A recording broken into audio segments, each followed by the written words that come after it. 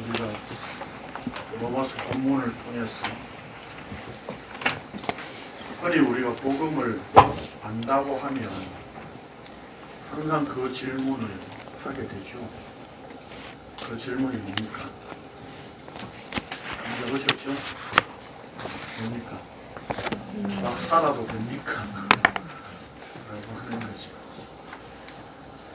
정말 막 살아도 됩니까? 이제 복음을 알고 하나님의 은혜를 입었으니까 막 살아도 되느냐 이 말입니다.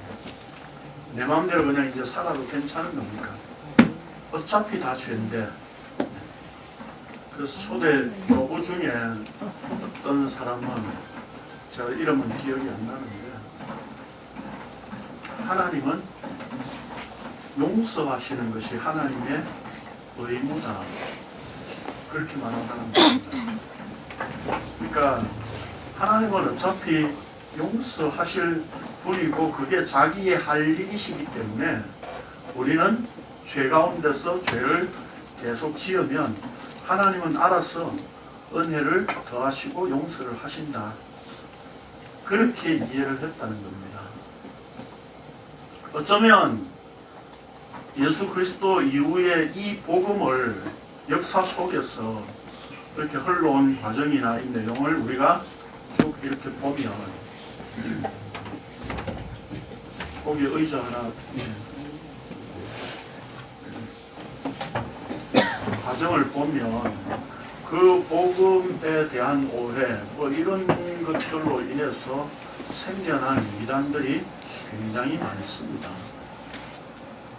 그런데 사실은 오늘 우리가 이 복음을 접하고 알게 되고 이 복음을 나누고 있는 입장에서 보면 한국 교회도 역시 싸그리다 이단이다 라고 말할 수밖에 없겠죠. 제가 가장 두려운 것은 제가 혈액형이 소문자 AB형이라서 이런 말만 또 딱 따가지고 김 목사가 한국 교회 전체가 다 이단이라고 그랬잖아. 그렇게 말할 수 있겠죠. 그렇게 해서 공격 들어오면 제가 무섭습니다. 근데 사실은 늘 제가 말씀드립니다만 우리는 태어나면서부터 이미 이단입니다. 그렇죠? 어떤 하나님을 섬기는 이단입니까? 자기라고 하는 신을, 자기 자신이라고 하는 신을 섬기는 이단이죠. 그래서 어린아이들이 어린이집 가면 제일 먼저 뭡니까? 자기 것부터 챙기는 거죠. 그렇죠? 그게 사회성이라고 우리는 이야기를 합니다. 근데 사실은 인간은 근본적으로 자기를 위해서 살게 되어 있는 존재입니다. 그렇죠? 그게 죄라고 성경은 이야기를 하고 있는 겁니다. 다만 우리는 과거에 복음을 안다고 하면 나는 이제 복음 알았으니까 이제 그런 죄와는 상관없다. 우리는 그렇게 생각을 했었던 것이죠. 어쩌면 자기 체면 거기에 세뇌되어 있었는지도 모릅니다. 그렇다면 지금 바울이 무슨 이야기를 하려고 하는가 라고 하는 것을 이 로마서를 통해서 우리가 좀 더 자세하게 한번 살펴보고자 합니다. 오늘 그래서 제목이 그리스도의 죽음과 함께 라고 했는데 이 6장 1절에서 11절 말씀을 다음 주에 한 주 더 말씀을 나눌 겁니다. 그럼 다음 주 제목은 뭐가 될 것 같아요? 그리스도의 부활과 함께 그렇게 되겠죠? 오늘 죽음에 대해서만 지금 나눌 거니까. 자 봅시다. 교회를 다닌다는 사람들에게 복음이 무엇입니까? 라고 물으면 낯설어하며 당황합니다. 낯설어한다는 것에는 오래 교회 다녀도 그런 것을 묻는 이가 없다는 측면에서 왜 이런 걸 물어보지? 라고 하는 낯설어함이 있는 겁니다. 또 당황한다는 이야기는 다 아는 기본적인 것을 새삼스럽게 굳이 물어야 하냐는 반문과 함께 또 이렇게 물으면 자기가 명확하게 간단 명료하게 답변하기가 힘들다라고 하는 그런 생각 때문에 당황한다는 거죠. 그렇죠? 그럼 복음이 뭡니까? 당황스럽습니까? 복음이 뭡니까? 예수 그리스도입니다. 그렇죠? 근데 뭐 어디 뭐 부부 싸움하고 나오셨어요. 이렇게 별로 인상들이 안 좋으세요. 네? 복음이 뭡니까? 라고 하면 당연히 예수 그리스도입니다. 우리는 답변을 명확하게 할 수 있어야 되겠죠. 자, 교회를 오래 다녔기 때문에 기초적인 것은 대체적으로 다 아는 것이기 때문에 예수 믿은 그 다음의 삶, 다시 말해서 구원 이후의 삶에 대한 설교를 통해 점점 더 성숙한 신앙을 가질 수 있다고 대부분의 교인들이 착각하고 있습니다.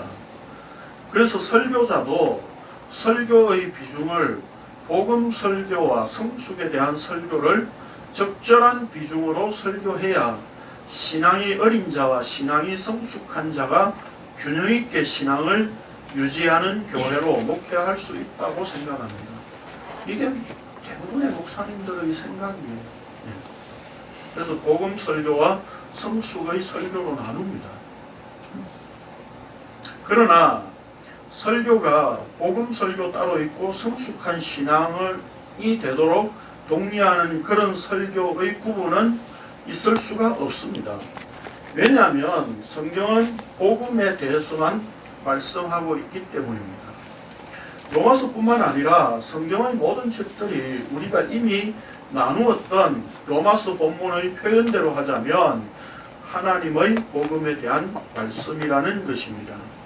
즉 하나님의 복음이신 예수 그리스도에 대해서만 선포하고 있다는 것입니다. 그래서 바울 사도는 로마서를 시작하면서 이렇게 선언하였었습니다. 읽겠습니다. 시작.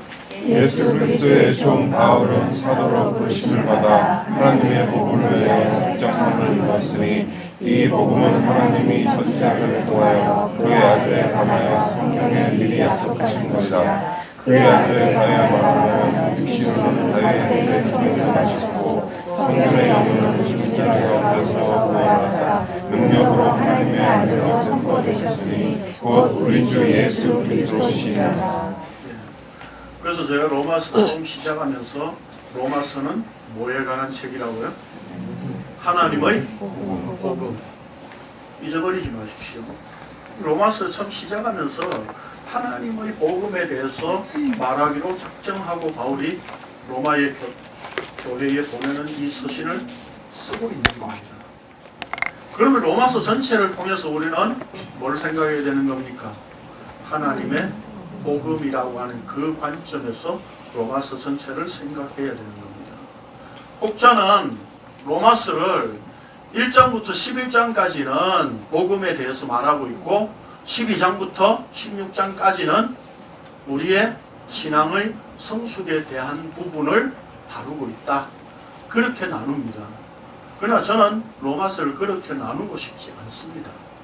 전체가 다 하나님의 복음입니다.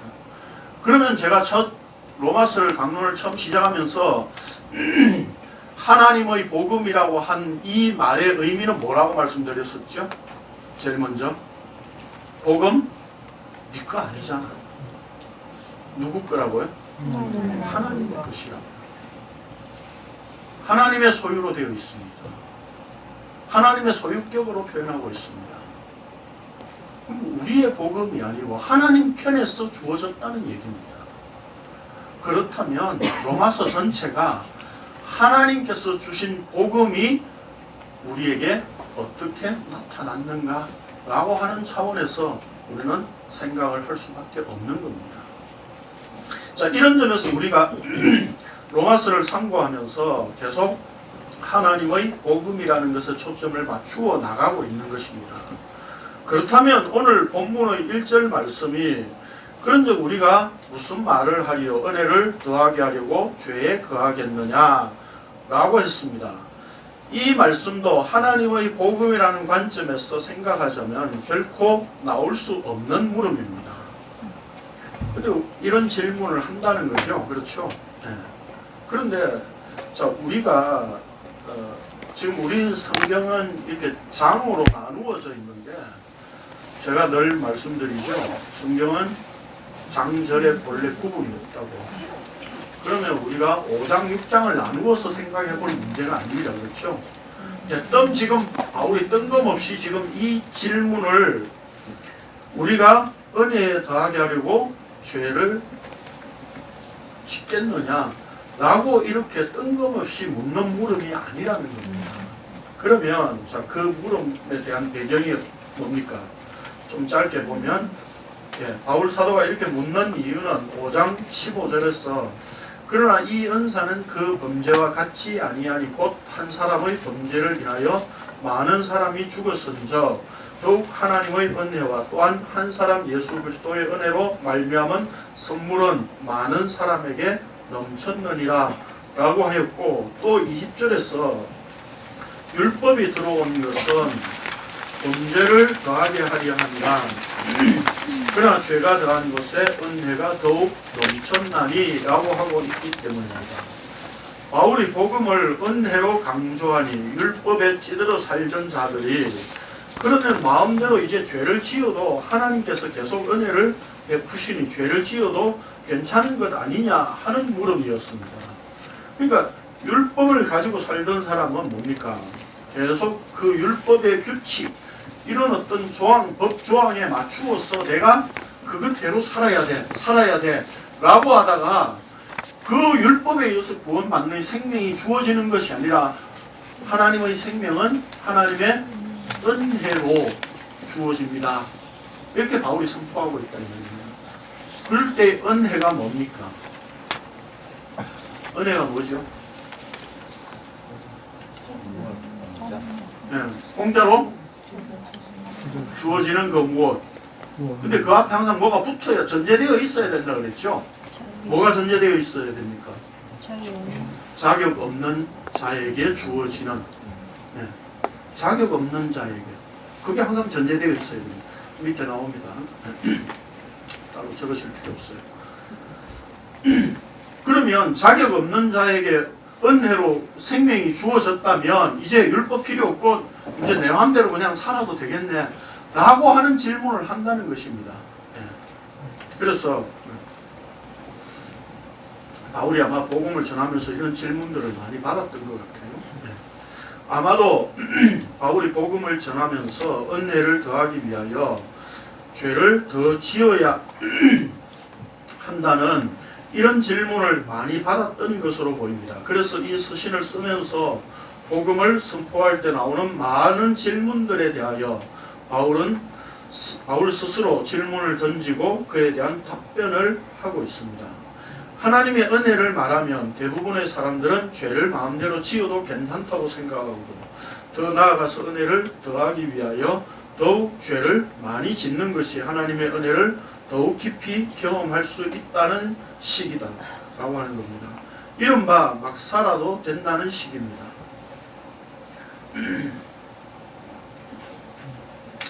우리가 예전에 제가 한 20여 년 전만 해도 제가 이렇게 복음을 전하고 이야기를 하면요, 대부분의 사람들이 제가 전하는 복음의 내용을 이렇게 들으면 어렵다고 그래요. 왜 어려우냐 묻는 그 물음의 배경을 제가 이렇게 조금 한 번 더 질문으로 들어가서 물어보면 뭐라고 답변하느냐면, 목사님 그러지 말고 그냥 이렇게 살아라 저렇게 살아라 간단하게 말씀해 주십시오. 그래요.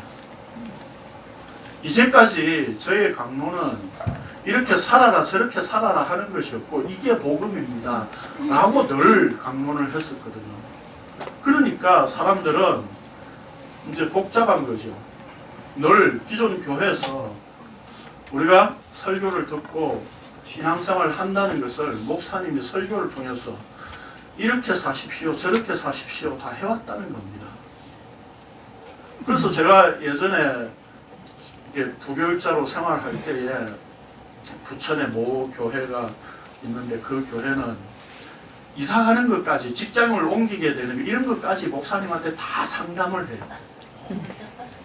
그러면 목사님이 이럴 때는 하지 마십시오. 이럴 때는 하십시오. 다 일러줘요.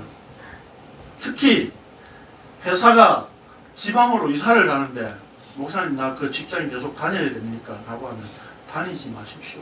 왜요? 왜 그렇게 답변하죠? 이사 가야 되고 자기 교육 떨어지니까 가지 마십시오. 그렇게 해서 직장을 이렇게 그만둔 사람들이 수없이 많아요. 그 교회에.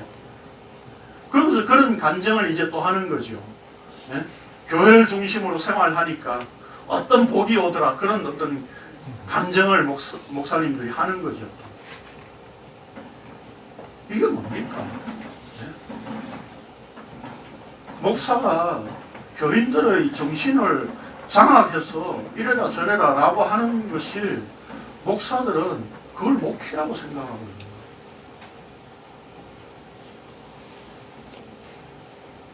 저는 목회가 없다고 생각을 합니다. 제가 왜 목회를 해야 되죠? 목자는 예수 그리스도 한 분밖에 없는데 목사가 왜 목회를 해야 되죠? 목사는 깨닫게 하시고 알게 하신 복음을 선포하는 것으로 끝나는 겁니다. 저한테 목사님 이럴 때는 하나님의 뜻이 뭔지 목사님 어떻게 생각하세요? 이런 거 저한테 묻지 마세요. 제가 답변할 수 있는 사람이 아니에요. 솔직히 말해서 저도 모릅니다. 그러니까 복음은 이겁니다 라고 하는 것은 제가 분명히 말씀드릴 수 있습니다. 그러니까 그 복음에 의해서 자기가 어떤 삶을 어떤 방향으로 결정을 내리든지 그것은 속된 말로 마음대로 하세요. 여러분 마음대로 하세요. 제가 결정해 줄 수 있는 게 아닙니다. 그러니까 이제 그럼 막 살아도 됩니까? 그렇게 또 질문하실 수 있겠죠. 네. 자 봅시다. 이 물음에는 분명 바울 사도가 로마서를 시작하면서 하나님의 복음에 대해 말한다고 하는 것을 놓치고 또 자기 자신에게로 관심을 가진 자들을 염두에 둔 표현입니다. 그러니까 이런 질문이 나온다는 의미가 뭡니까? 바로 지금 하나님의 생명은 하나님의 은혜로 주어지는 거야 라고 바울이 지금 선포하니까 그러면 이제 우리가 율법 안 지켜도 됩니까? 라고 하는 내가 율법을 지키냐 안 지키냐 라고 하는 자기 행동에 관심을 가지고 있는 거예요. 그 질문입니다. 더욱 깊은 하나님의 은혜를 경험하기 위하여 더욱 죄를 행한다는 것에 관심을 가진다는 것은 하나님의 복음에 의한 은혜에 관심을 가진 것이 아니라 죄를 짓는 자기 자신의 행위에 더 많은 관심을 가지고 있기 때문에 나올 수밖에 없는 질문입니다. 그래서 제가 11조 문제도 예수 그리스도로 완성되었습니다. 그러면 목사님 그래서 하라는 거예요? 말라는 거예요? 그럼 네 맘대로 하세요 이 말이죠. 네? 11조에 대한 이야기를 하면 꼭 그렇게 물어봐요. 하라는 거냐 말라는 거냐. 뭐 하시든지 안 하시든지 마음대로 하세요.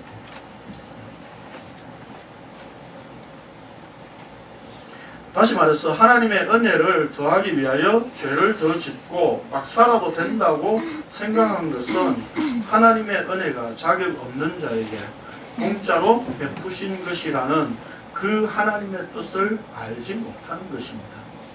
그러면 결론부터 사실 말씀드리면 바울이 지금 이렇게 질문했잖아요. 은혜를 더하려고 죄에 거하겠느냐 라고 이렇게 질문했으면 우리는 지금 뭐에 관심 가져야 되는 겁니까? 네?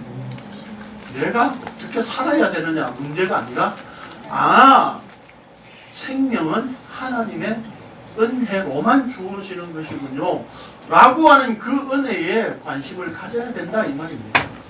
근데 우리의 관심은 내가 어떻게 행동할 것이냐 거기에 먼저 관심을 가지는 거예요. 그러니까 그게 뭡니까?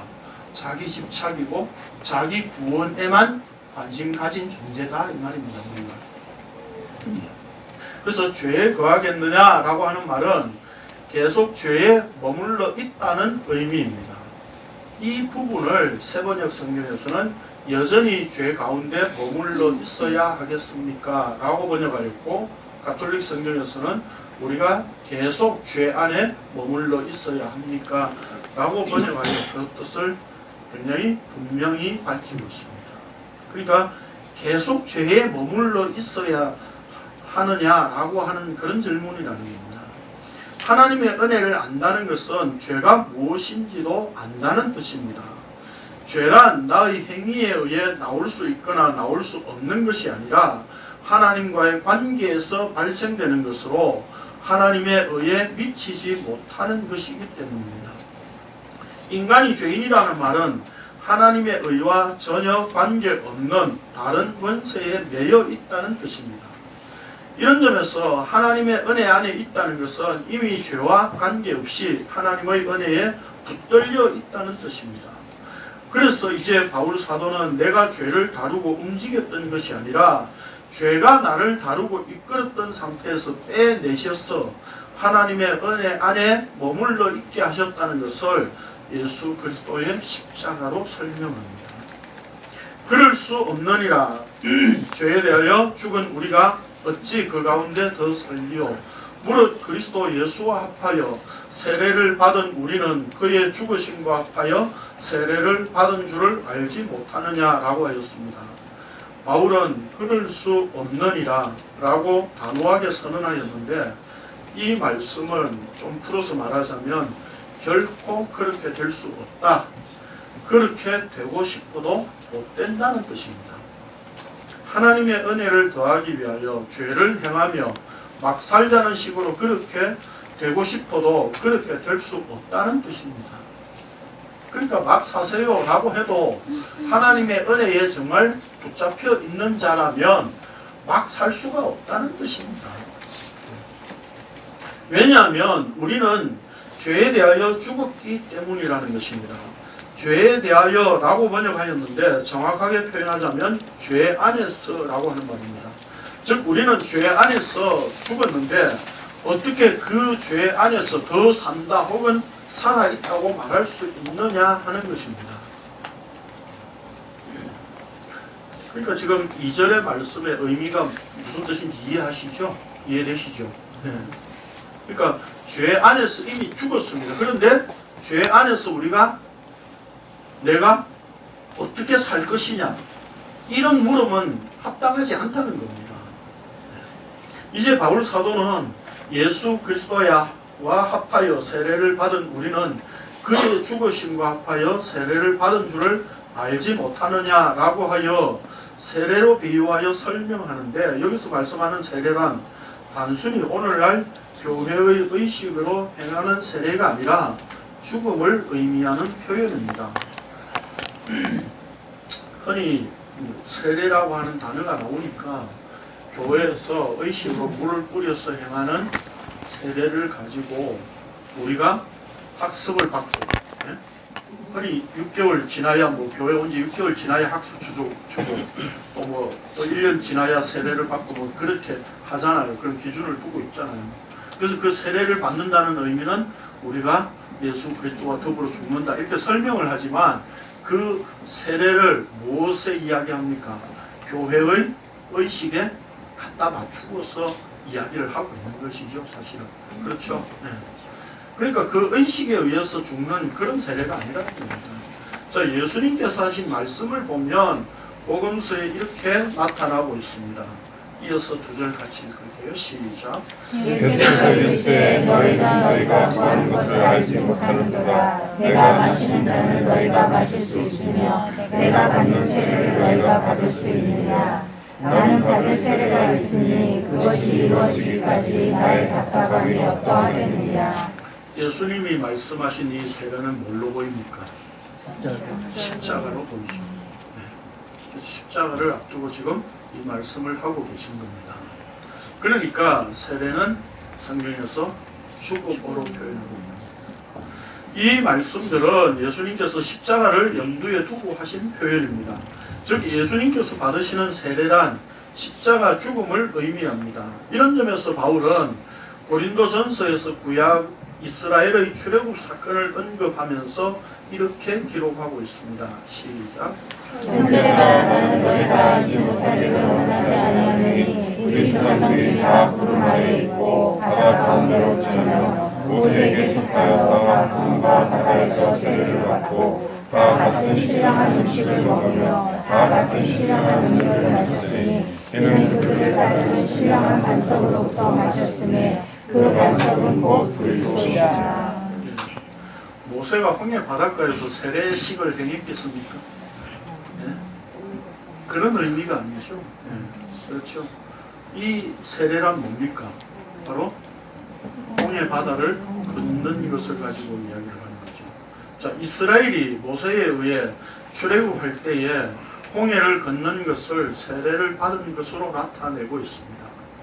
이스라엘이 모세에게 속하여 바다를 걷는 것은 그들이 다 바다에 죽었다는 것을 상징적으로 나타내고 하늘의 만나와 바위에서 내신 물을 먹은 것이 예수 그리스도에 의해 하늘의 양식과 물을 먹고 마신 것으로 나타내고 있습니다. 이런 점에서 스데반은 그의 강론에서 이스라엘을 광야교회라고 하였던 것입니다. 이스라엘이 죽음으로 말미암아 새롭게 생성된 공동체, 그들이 바로 광야교회였습니다. 그렇다면 이스라엘이 바다를 걷는 것은 단순히 그들의 죽음이 아니라 모세 언약 안에서 예수 그리스도를 설명하고 보여주기 위한 사건이었다는 것이 분명합니다. 결국 예수님께서 자신의 십자가 죽음을 세례로 표현하신 것은 바다에 수장되어 죽음을 통해 생겨난 광야교회, 그 교회는 곧 예수님의 십자가 죽음으로 말미암아 발생되는 엄부의 권세가 이길 수 없는 예수님 자신의 몸으로서의 교회를 보여주기 위한 것이었다라고 하는 것입니다. 중요한 내용이고 줄안 치시네요.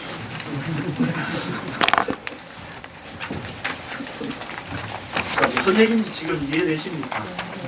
네. 지금 광야의 이스라엘이 홍해를, 출애굽에서 홍해를 걷는 것을 세례로 표현하고 있습니다.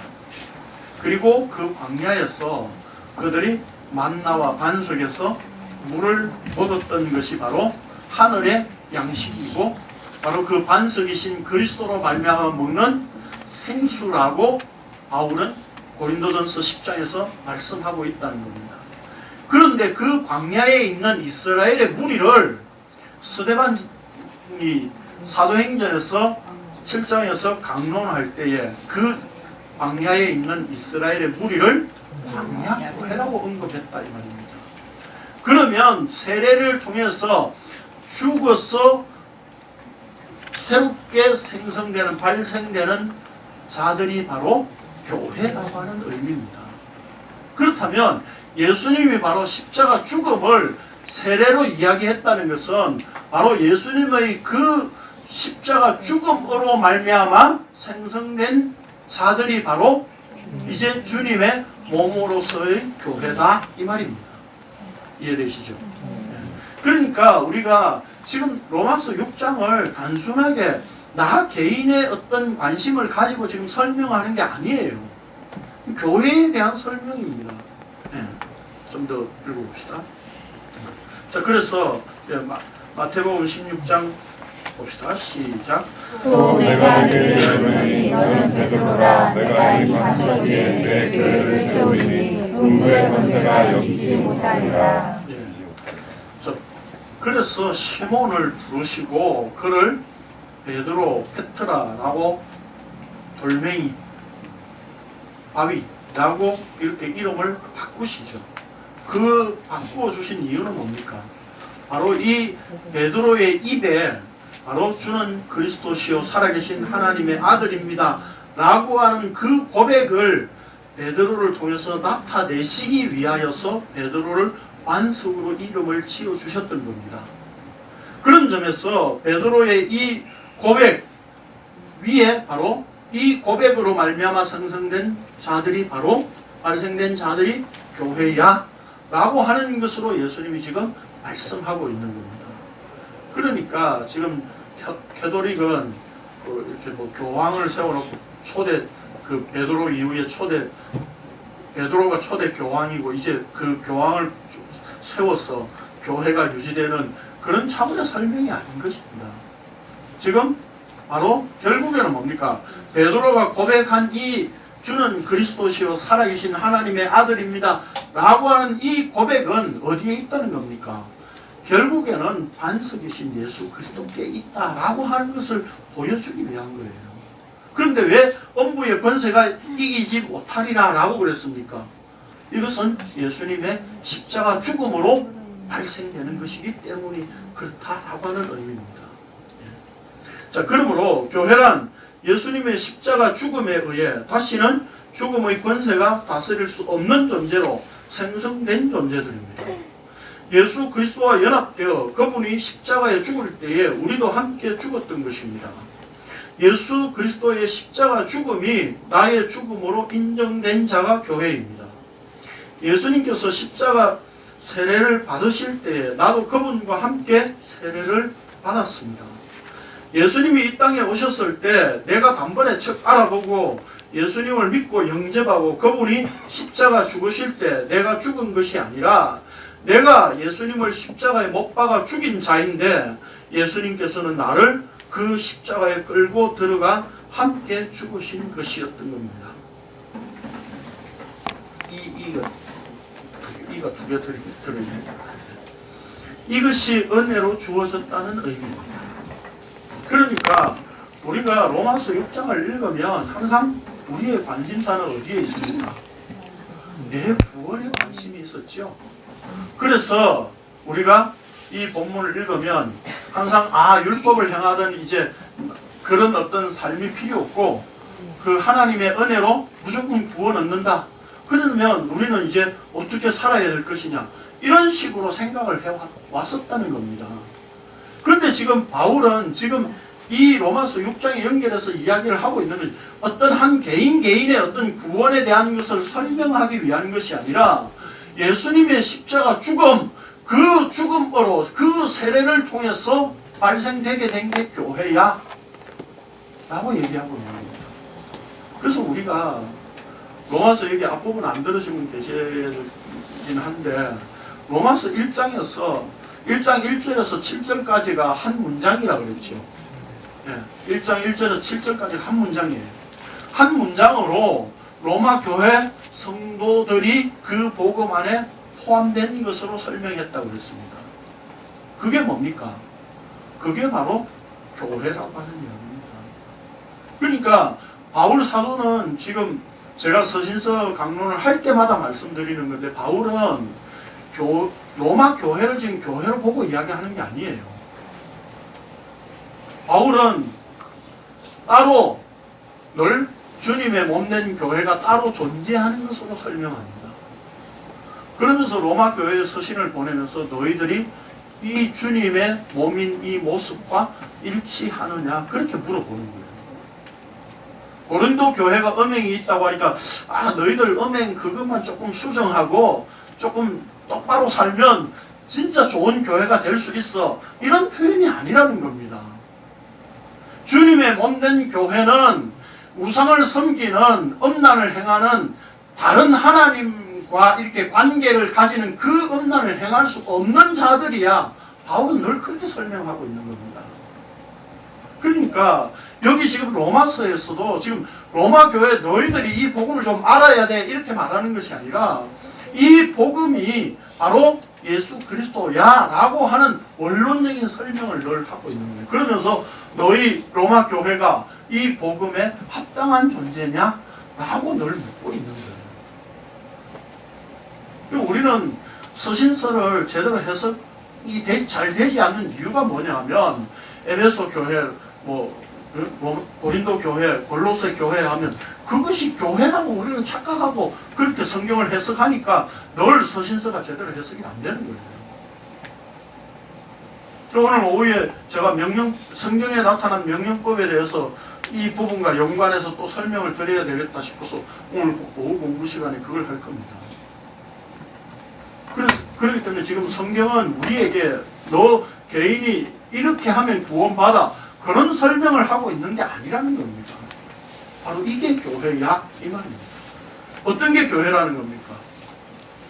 오늘 이 로마서 본문을 통해서 바로 예수 그리스도와 더불어 함께 죽은 자, 그들이 교회라는 겁니다. 바울이 바로 광야 교회를 그렇게 설명을 했고, 지금 예수 그리스도의 십자가 죽음으로 말미암아 생성되는 자들이 교회야, 이런 의미입니다. 그래서 바울 사도는 그러므로 우리가 그의 죽으심과 합하여 세례를 받음으로 그와 함께 장사되었나니 이는 아버지의 영광으로 말미암아 그리스도를 죽은 자 가운데서 살리심과 같이 우리로 또한 새 생명 가운데서 행하게 하려 함이라 라고 선언하고 있습니다. 예수 그리스도의 죽으심과 합하여 세례를 받음으로 그와 함께 장사되었다는 것은 이제 과거와의 단절이요 역사의 종말입니다. 그런데 과거의 모습으로 돌아갈 수 있습니까? 네? 오늘 우리가 예수를 믿고 그분 안에 있다는 이야기는 뭡니까? 이제 비록 세상에 살고 있지만 우리의 본질은 어디에 있다는 겁니까? 묵시 세계에 살고 있다는 뜻입니다. 그렇기 때문에 과거와 지금 예수 그리스도의 십자가에 죽었다는 이야기는 과거와의 단절이에요. 이미 끝난 거예요. 근데 그쪽으로 다시 되돌아간다고요? 그건 불가능한 일이에요. 그건 될 수 없는 일이다. 그렇게 바울이 지금 설명하고 있는 겁니다. 자, 그렇기 때문에 바울 사도는 그것이 결코 불가능한 것이라고 선언하고 있는 겁니다. 그러니까 우리가 죄 가운데 다시 돌아가야 되겠다라고 이렇게 생각하고 막 살아도 되느냐라고 하는 것은 아직 복음을 이해하지 못했다는 뜻입니다. 어떤 목사님이 그렇게 설명을 하시던데, 저는 누가복음 15장에 보면 흔히 말하는 탕자의 비유 나오죠. 네. 저는 제목이 이런 아들을 얻은 비유라고 그랬죠. 근데 그 둘째 아들이 아버지의 돈을 가지고 나가서 다 탕진하고 돌아갔는데 아버지가 받아줬어요.